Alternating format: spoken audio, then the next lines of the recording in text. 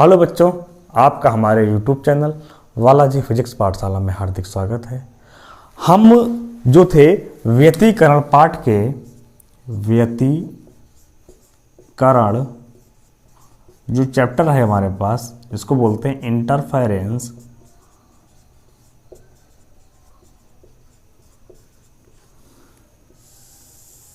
इसके न्यूमेरिकल को सॉल्व करवा रहे थे। जैसे हमने कल क्वेश्चन नंबर 1 से लेके क्वेश्चन नंबर 10 तक सॉल्व किए थे। ये जो क्वेश्चन 1 से लेके 10 तक थे, ये जो बुक है कुमार मित्तल की, इस बुक से सॉल्व करवाए थे। आज जो है क्वेश्चन नंबर 11 से स्टार्ट करेंगे। क्वेश्चन नंबर 11 से स्टार्ट करेंगे। व्यतिकरण के जो फार्मूले थे वो हमने आपको बता रखे हैं कि इसमें किस किस तरह से हम इनको लगाते हैं, क्वेश्चन को सॉल्व करते हैं। और ये क्वेश्चन जो हमारे पास जो व्यतिकरण पार्ट के जो क्वेश्चंस हैं, ये बोर्ड की परीक्षा की दृष्टि से बहुत ही ज़्यादा इंपॉर्टेंट हैं, जो कि आपके क्लास 12th की जो फिजिक्स होती है, क्लास 12th की फिजिक्स में व्यतिकरण से एक न एक न्यूमेरिकल आपका बहुत ही अच्छे ढंग से पूछा जाता है, जिससे कि आपके लिए यहाँ से क्वेश्चंस को करने में आसानी होगी। आपको सबसे पहले आपको क्या करना है, सबसे पहले हमें कुछ फार्मूले जो हमने आपको बताए थे वो आपको मैं एक बार रिवाइज करवा देते हैं। जैसे कि हमने आपको बताया था कि परिणामी आयाम जो होता है r होता है, इसका जो फार्मूला आपका होता है वो होता है √a1 square plus a2 square plus 2a1 a2 cos phi. ये हमारे पास परिणामी आयाम का फार्मूला होता है। अगर हम और फार्मूलों की बात करें तो हमने आपको बताया था जो आई मैक्सिमम होता है वो होता है a1 प्लस a2 का होल स्क्वायर। अगर हम आई मिनिमम की बात करें, आई मिनिमम आपका होता है a1 माइनस a2 का होल स्क्वायर। और अगर आगे बात करें कि हमारे पास जो यंग का प्रयोग होता है, इसमें फ्रिंज बनती हैं। फ्रिंज हमारे पास होती हैं बीटा, फ्रिंज की चौड़ाई होती है बीटा। बीटा का फार्मूला होता है d लैम्डा अपॉन 2d। हमने बताया भी था जो 2d होता है स्लिट के बीच की डिस्टेंस होती है, d जो है पर्दे के बीच की डिस्टेंस होती है, लैम्डा हमारे पास जो है आपकी प्रकाश की तरंगदैर्ध्य होती है। इसकी चौड़ाई हमारे पास बीटा बराबर d लैम्डा बटे 2d होती है। जो फ्रिंज बनती है वो हमारे पास दो टाइप की बनती है, एक बनती है दीप्त और दूसरी बनती है अदीप्त। अब बात करते हैं दीप्त और अदीप्त। दीप्त फ्रिंज की जो केंद्रीय फ्रिंज से दूरी होती है वो होती है yn बराबर n d लैम्डा बटे 2d। और अदीप्त फ्रिंज की केंद्रीय फ्रिंज से जो दूरी होती है वो होती है yn डैश, मान लो इसे अलग कर लो थोड़ा सा, यहाँ पे होता है 2n minus 1 d lambda upon 2 और साथ में 2d। ये आपका फार्मूला होता है। इसका अगर हम कलांतर की बात करें, कलांतर हमारे पास होता है फाई बराबर 2n पाई होता है। और डेल्टा की बात करें तो n लैम्डा होता है। इसी प्रकार से हमारे पास अगर इसकी बात करें तो इसका जो फाई होता है वो होता है 2n माइनस 1 पाई होता है। और जो इसका जो पथांतर होता है वो होता है 2n माइनस 1 लैम्डा बाई 2। ये हमारे पास पथांतर होते हैं। ठीक है। फ्रिंज की चौड़ाई की बात रही, चाहे वो दीप्त फ्रिंज की चौड़ाई हो चाहे वो अदीप्त फ्रिंज की चौड़ाई हो, वो हमारे पास सारी चीज़ें एक ही जैसी होती हैं। तो सबसे पहले क्या करेंगे, हम अपने एग्ज़ाम 12th क्लास के एग्ज़ाम को देखते हुए इस व्यतिकरण पार्ट का जो हमारे पास न्यूमेरिकल है इनको सॉल्व करेंगे। ठीक है। तो पहले बात करते हैं क्वेश्चन नंबर 11 की। ये फार्मूले थे, हमने अपनी पहली वीडियो में इनको डिस्कस किया है। आप वहाँ से जाके आप इनको बड़े अच्छे ढंग से अपनी कॉपी पर नोट कर सकते हैं। तो अब हम इसको सबको रफ करने जा रहे हैं। रफ करने के बाद हम क्वेश्चन नंबर 11 शुरू करते हैं।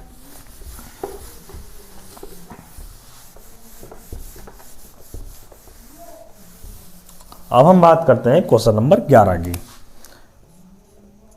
क्वेश्चन नंबर 11 में आपसे कहा गया है कि यंग के द्विझर्री प्रयोग में जो स्लिटों के बीच की दूरी है वो 0.4 मिलीमीटर है। जो स्लिट है हमने कहा स्लिट की जो बीच की जो डिस्टेंस होती है वो 2d होती है, तो स्लिट के बीच की जो डिस्टेंस दी है वो 0.2 मिलीमीटर आपको दी गई है। 0.2 मिलीमीटर है, 0.2 नहीं 0.4 मिलीमीटर दी है, 0.4 मिलीमीटर है। और इसमें दिया है जो हम तरंग दैर्ध्य का जो यूज करेंगे वो हमारे पास 6000 एंगस्ट्रॉम की तरंग दैर्ध्य है। जो लैम्डा की वैल्यू आपको दी है वो आपको दी है 6000 एंगस्ट्रॉम। पहले तो क्या करते हैं, इनको चेंज कर लेते हैं, कन्वर्ट करते हैं। कन्वर्ट करने के लिए क्या करोगे आप, ये मिलीमीटर है तो यहाँ लिखोगे 0.4 गुणा 10⁻³ मीटर। इसको हमें एंगस्ट्रॉम को मीटर में कन्वर्ट करना है तो 6000 लिखोगे और एंगस्ट्रॉम वाला 10⁻⁻10 से गुणा करेंगे तो ये मीटर में कन्वर्ट हो जाएगा। और उन्होंने बोला है 2 मीटर दूर रखे पर्दे पर व्यतिकरण प्रतिरूप बनता है, यानी कि जो पर्दे की दूरी दी है वो कैपिटल डी है, वो दिया है 2 मीटर की दूरी पर हमें प्रतिरूप प्राप्त होता है। और आपसे पूछा है केंद्रीय फ्रिंज से 5वीं अदीप्त फ्रिंज की दूरी, केंद्रीय फ्रिंज से 5वीं अदीप्त फ्रिंज की दूरी आपसे पूछी है। और आपसे पूछा है कि फ्रिंज की चौड़ाई भी ज्ञात करना है। हमें जो है फ्रिंज की चौड़ाई यानी बीटा जो होती है इसको भी हमें ज्ञात करना है। तो सबसे पहले हम क्या करेंगे कि हमें केंद्रीय फ्रिंज से 5वीं अदीप्त फ्रिंज की दूरी चाहिए। 5वीं अदीप्त फ्रिंज की दूरी ज्ञात करने से पहले जो फ्रिंज की चौड़ाई ज्ञात कर लेते हैं। फ्रिंज की चौड़ाई ज्ञात करने का हमारे पास फार्मूला होता है बीटा बराबर डी लैम्डा बटे 2d। इसमें हमें क्या क्या चीजें पता है, इसमें हमें देखो डी भी पता है, लैम्डा भी पता है, 2d भी पता है। तो पहले ये वैल्यू रख के जो है हम पहले फ्रिंज की चौड़ाई ज्ञात करते हैं। फ्रिंज की चौड़ाई कैसे ज्ञात करेंगे, डी की जो वैल्यू आपको दी है वो दी है 2 मीटर, लैम्डा की वैल्यू दी है 6000 गुणा 10⁻⁻10 बटे इसकी वैल्यू दी है 0.4 गुणा 10⁻³ अब क्या करते हैं, इस वाले पॉइंट को हटाओ, एक 0 बढ़ा दो ऊपर, तो ये हो गए 4 पंजे 20 हो गए सीधे सीधे। अगर हम 5 और 6 की गुणा करें 5 छक्का 30 हो जाएगा। 1 2 3 0 और लगा दो, 1 2 3 0 और लग गए, गुणा 10⁻⁻10। ये -3 नीचे हैं, जो ऊपर जाएंगे ये आपके प्लस के 3 हो जाएंगे। तो हमारे पास आएगा 1 2 3 4 को लिख लेते हैं 10⁻4 गुणा 10 में से 3 गए बचे -7। अब यहाँ बचे हैं 3 गुणा 7 में 4 गए फिर से बचे -3। तो आप बोलोगे 3 गुणा 10⁻³ मीटर, या इसको बोल सकते हैं 3 मिलीमीटर। ये आपकी वैल्यू जो आ गई वो आ गई बीटा। बीटा मतलब फ्रिंज की चौड़ाई हमने ज्ञात कर ली। फ्रिंज की चौड़ाई ज्ञात करने का फॉर्मूला लिखा हुआ है डी लैम्डा अपॉन 2d। अब हमें ज्ञात करनी है केंद्रीय फ्रिंज से 5वीं अदीप्त, याद रखना बोला अदीप्त फ्रिंज, वो भी कौन सी 5वें नंबर की ज्ञात करनी है। तो पहले 5वें नंबर की जब ज्ञात करनी है तो क्या करेंगे, 5वीं अदीप्त फ्रिंज की दूरी ज्ञात करने के लिए हमें उसकी केंद्र से दूरी पता होनी चाहिए। और अभी हमने आपको बताया था yn डैश जो होता है, हमने मान लिया था 2n-1 होता है डी लैम्डा बटे 2 × 2d, इस तरह से लिखते हैं। और आप देख रहे होगे डी लैम्डा बटे 2d, डी लैम्डा बटे 2d को हम बीटा भी बोल सकते हैं। तो हम इस फार्मूला हमारे पास चेंज हो जाएगा, 2n-1 बटे 2 लिखा रहने दो, इसको लिख लेंगे बीटा। 5वीं पूछी है तो n बराबर आप लिखोगे 5, तो आंसर आएगा y-5 आएगा। n की वैल्यू 5 रखेंगे तो 5 दूनी 10, 10 में से 1 गए बचे 9 बटे 2 गुणा कितना लिखा है जी 3 मिलीमीटर, तो 3 लिख लो यहाँ पे, 3 से डिवाइड करो इसे 2 से, 1.5 आएगा। 15 नेमा होता है 135 लिखेंगे और 1 के बाद लगाएंगे पॉइंट, आंसर था मिलीमीटर में, तो ये भी क्या आएगा हमारे पास मिलीमीटर में आ जाएगा। यानी कि 5वीं जो अदीप्त फ्रिंज की दूरी आएगी वो आएगी 13.5 मिलीमीटर। इस तरह से क्या होता है, ये क्वेश्चन नंबर 11 हमारे पास कंप्लीट हो जाता है। अब हम बात करते हैं क्वेश्चन नंबर 12 की।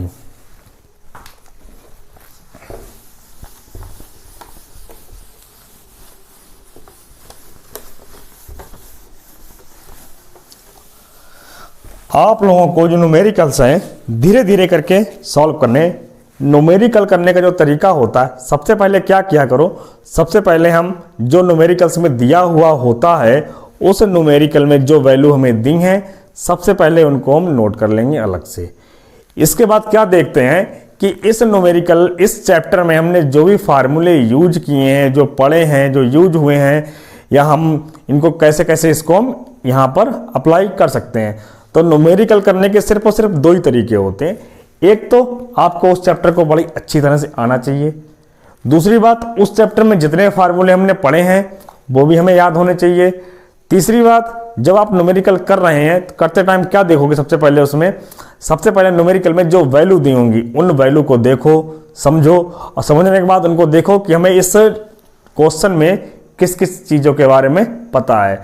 उन चीज़ों को एनालाइज करते जाओ, धीरे धीरे हमारे पास न्यूमेरिकल बनते हुए चले जाएंगे।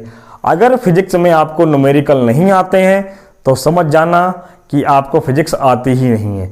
अगर आपके फिजिक्स के न्यूमेरिकल आपसे बन जा रहे हैं अच्छी तरह से तो आपको फिजिक्स कर ले जाओगे। तो फिजिक्स की जो जड़ होती है वो होते हैं न्यूमेरिकल डेरिवेशन। अगर आप क्या करना है, अच्छे से करना है, तो क्या करोगे आप, सबसे पहले उस चैप्टर को बहुत ही अच्छे ढंग से पढ़ो। ठीक है, पढ़ने के लिए क्या है आपके पास, देखो पढ़ने के तो बहुत स्रोत हैं। जैसे कि अगर हम 11th-12th में हैं, पढ़ना चाहते हैं, तो सबसे पहले आप कुछ नहीं, बेसिक बुक NCERT पढ़ो। NCERT लगाओ 1 बार 2 बार 3 बार 4 बार। जब तक आप NCERT का भी क्लियर नहीं होगी तब तक आपके पास आगे के लिए कोई बुक और समझ में नहीं आएगी। तो सबसे पहले हमें क्या करना होता है, सबसे पहले NCERT करो। NCERT करने के बाद सब क्या करना आपको है, कोई एक रेफरेंस बुक में बहुत सारी बुक्स आती हैं। पहली ऐसे हमारे पास एक कुमार मित्तल है, हिंदी मीडियम वालों के लिए, इंग्लिश में भी आती है, बालाजी पब्लिकेशन की भी आती है एक हमारे पास है। ठीक है, और ज़्यादा ही अगर आपको अच्छी सी बुक लेनी है तो आप एसएल अरोरा को आप लगा सकते हैं। ठीक है, लेकिन एसएल अरोरा जो है वो थोड़े नीट या जेई मेंस के लिए ज़्यादा अच्छी मानी जाती है, उसके क्वेश्चंस वहाँ तक पहुँच जाते हैं। बेसिकली बुक हमारे पास जो होती है कुमार मित्तल ज़्यादातर यूज करते हैं, तो हम भी ज़्यादातर कुमार मित्तल ही फॉलो कर रहे हैं। कुमार मित्तल के हम तो काफ़ी फॉलो कर देते हैं, लेकिन बस जब आपको लगवा रहे हैं बेसिकली वो हम आपको कुमार मित्तल ही लगवा रहे हैं। तो कुमार मित्तल के अब हम अगले क्वेश्चन नंबर 12 पर हम पहुँचते हैं। क्वेश्चन नंबर 12 में आपको क्या बताया गया है, क्वेश्चन नंबर 12 में आपसे कहा गया है 2 मिलीमीटर के अंतराल पर स्थित 2 झिर्रियों पर, देखो झिर्री आ गई। अब झिर्री का मतलब भी स्लिट होता है, स्लिट बोले तब भी स्लिट होता है, स्रोत बोले तब भी स्लिट, यानी कि जो भी हमारे पास दिया है 2 झिर्री दी है। 2 झिर्री मतलब दोनों स्रोत के बीच की दूरी क्या होती है 2D। कितनी दी है हमारे पास, 2 स्लिटों के बीच की दूरी दे दी है इन्होंने 2 मिलीमीटर के अंतराल पर है। तो 2 मिलीमीटर मतलब 2 × 10⁻³ मीटर पे आ जाएगा आपका। फिर हमारे पास क्या दिया हुआ है, 5800 एंगस्ट्रॉम की तरंग दैर्ध्य है। आपकी लैम्डा आ गया आपके पास 5800 तरंग दैर्ध्य हमारे पास लैम्डा आ गया। चेंज करेंगे इसे 5800 × 10⁻10 मीटर आ जाएगा आपका। फिर आगे बढ़ते हैं, आगे आपसे बोला गया है झिर्रियों से 1 मीटर दूरी पर, अब दूरी दे दी झिर्री से 1 मीटर, झिर्री से 1 मीटर मतलब d बराबर 1 मीटर हमारे पास जहाँ पर फ्रिंज बन रही है। इन्होंने पहला क्वेश्चन आपसे पूछा है फ्रिंज की चौड़ाई ज्ञात करें। पहला इन्होंने पूछा आपसे है फ्रिंज की चौड़ाई आपको ज्ञात करनी है। तो फ्रिंज की चौड़ाई आपको ज्ञात करनी है। हमने कहा फ्रिंज की चौड़ाई आपकी बीटा होती है, बीटा आपको ज्ञात करना है। सेकंड नंबर पर इन्होंने आपसे पूछा है कि 5वीं केंद्रीय फ्रिंज से 5वीं दीप्त फ्रिंज की दूरी। अब इन्होंने पूछा है 5वीं दीप्त फ्रिंज की दूरी। इन्होंने पूछा है केंद्रीय फ्रिंज से 5वीं दीप्त फ्रिंज की दूरी आपको ज्ञात करनी है। तो सीधी सी बात है, अगर ऐसा कर रहे हैं, एक बार हम आपको बता रहे हैं कि ये 2D हमारे पास होता क्या है। यंग ने हमारे पास 3 पर्दे लिए थे, A1 लिया था, A2 लिया था, A3 लिया था। A1 में एक यहाँ पे एक पिन होल किया था और A2 में सेम डिस्टेंस पर 2 पिन होल S1 और S2 किए थे।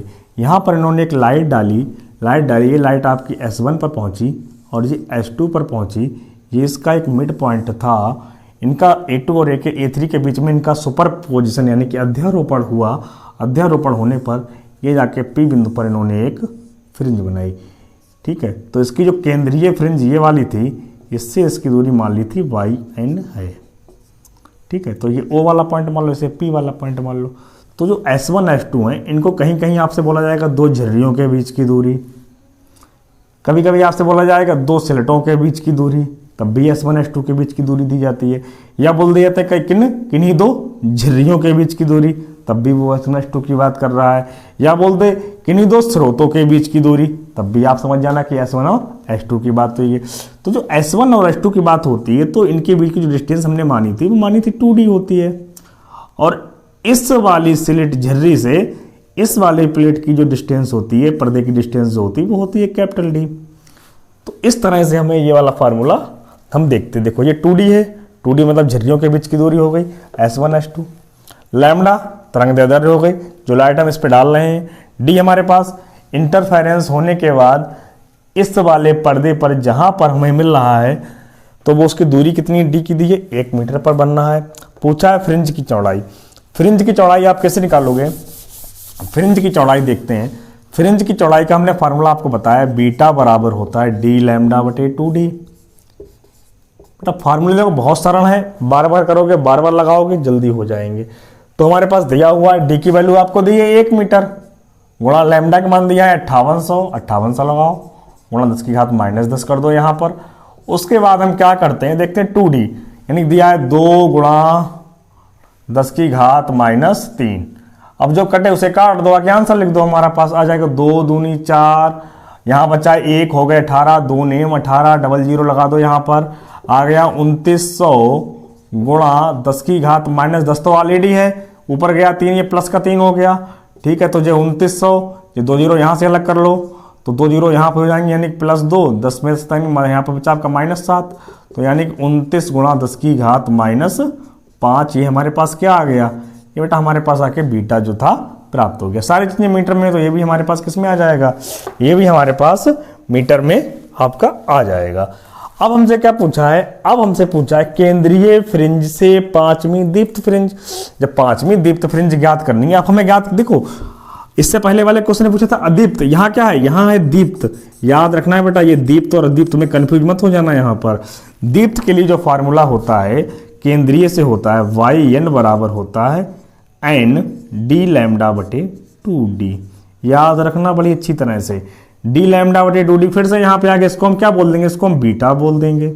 क्या बोल देंगे, बीटा बोल दिया। बीटा N का मान कितना है हमारे पास, कौन सी वाली पूछी है, 5वीं नंबर की पूछी है, तो N बराबर 5 रख दो।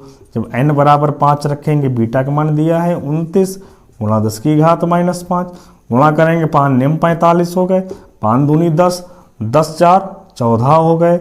लगाओ पॉइंट, लगाओ यहाँ पर -5 मीटर। तो यानी कि केंद्रीय फ्रिंज से 5वीं दीप्त फ्रिंज की जो दूरी होगी 14.5 गुणा 10 की घात -5 मीटर आ जाएगी। इस प्रकार से ये क्वेश्चन नंबर 12 हमारा यहाँ पर खत्म हो जाता है।